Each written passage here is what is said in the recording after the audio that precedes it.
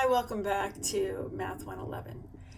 In section 1.3, we're going to start talking about functions. Now, I'm going to do some examples in a minute, but what I want you to understand about functions in general is that functions are special classes of mathematical relations. So, one of the mnemonics we use is that all functions are relations, but not all relations are functions.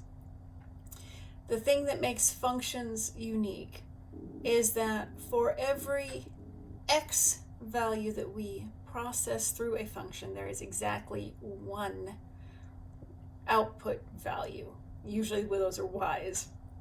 So when we're talking about functions, it's important to understand that the output value of the function is the same as the y that we would get out of an equation if we were solving that equation for x.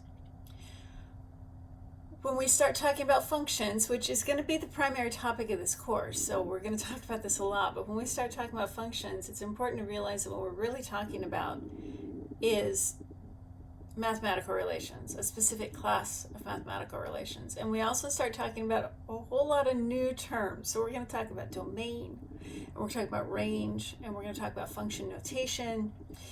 And your textbook does a pretty good job of making it all make sense. But I will give you some videos in this section to also hopefully help with that clarification. So I hope that the instructional videos that follow this one are helpful. If you have any questions, please reach out to me.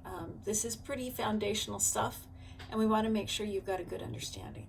So ask me the questions that you have sooner rather than later, and please don't be shy. I'm only here to answer your questions. I'll talk to you again soon.